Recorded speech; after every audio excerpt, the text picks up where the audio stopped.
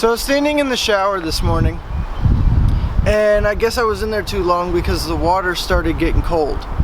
So I reached down and I turned the knob to the hot side so I could get some more water that's actually warm.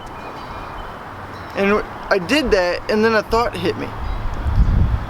How many times as Christians are we the complete opposite? I mean, we stand and we say that we're Christians, but yet our relationship with God doesn't change from the past. You know, we say we're Christians, but the way we lived 5 years ago is still the same way we live today. You know, and you may say, well, that's not me. You know, I'm a good Christian. Okay, and that's fine. I could say that about myself. But my question is, are we going further in our relationship with God, or are we just content with living in the state of everything's fine? I mean, any normal human would turn the heat up in the shower if it got cold. But if we start to feel a little coldness in our relationship with God, we just think it's natural and that, well, maybe I'm dealing with some stuff and God's working in me.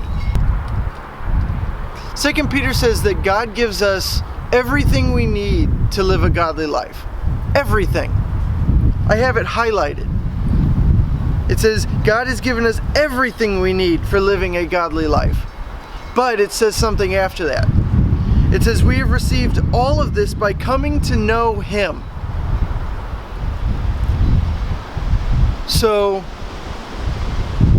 getting everything we need to live a godly life is wonderful. And I think we should all grasp at the fact that God is going to give us whatever we need when we need it. There's a catch though. We have to know God. And it's not one of those like, oh, I know God. You know, the Bible says that even the demons know God and they tremble at His name. I mean, a real relationship. Even more so than the one you have with your spouse or with your family or with your boyfriend and girlfriend. A relationship that exceeds all those. See the stuff that God has put you in. See the position that God has put you in. But also evaluate where God is in that position. If you're the head of the household, where's God in your relationship? If you're a boss at work, or if you're a janitor at work, where's God in that position?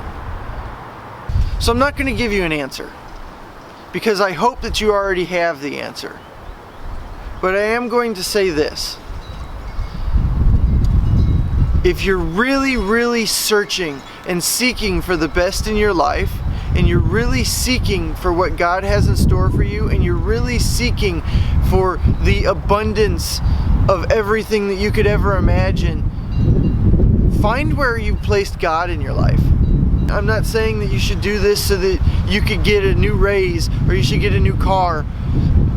I'm saying this for one reason only. Because just like the relationships you have with your spouse or with your boyfriend or girlfriend or with your family and friends, God desires that close relationship. And it'd be a shame for someone as awesome as God to not get at least the same amount of respect as your girlfriend or as your husband or as your coworker.